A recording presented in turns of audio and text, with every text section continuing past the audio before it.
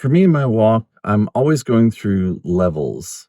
It's like I'm walking up a cliff face and I struggle and struggle, and then I find a ledge that I can rest on. But it's always a climb.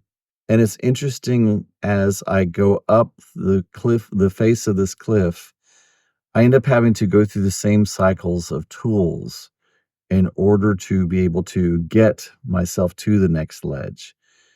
And one of my go-tos for me is to completely judge absolutely every decision I make, and that's absolutely where I am right now. I'm in this state of high anxiety, or I'm experiencing high anxiety because it's important to not say I am or what you attach to I am. I experience anxiety. I am not an anxious person.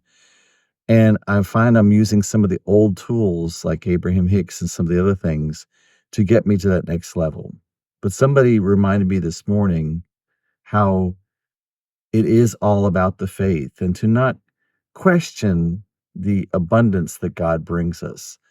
Because it's interesting when we make a choice, and right now we've made a choice of a house to buy. When you make a choice, when you make a decision, the root of the word decision is to cut off. And so there's absolutely a loss of what was, and then an acceptance of what will be. And that can be a very scary and triggering and anxious producing situation. And that's where I am. And so I'm looking at it for what it truly is.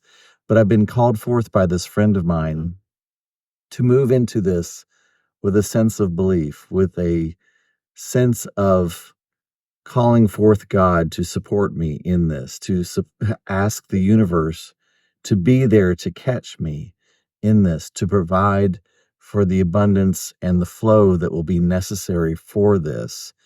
And so it's absolutely calling back to where I've been before. And it's interesting to recognize those patterns, but it's also nice to have had those patterns before and to know that I absolutely went through it in a great way because I was supported, because God was there and the universe was there. So what I'm saying to you is if you're in that state of where you are in a state of or feeling high anxiety, or you're judging yourself, it's time to step back into belief. It's time to find that faith again. It's time to exercise that faith muscle so that it can become even stronger, because sometimes that's all you have left. And the interesting thing is, when you have all that is all that's left, that really is all there is, number one, and it's the greatest power, number two. We so discount it like, well, that's all that's left.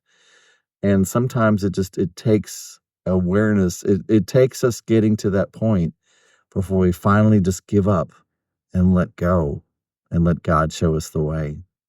If you're in that struggle right now, I'm thinking of you and praying for you, and I'm praying for myself. And I just want to say love, peace, and release.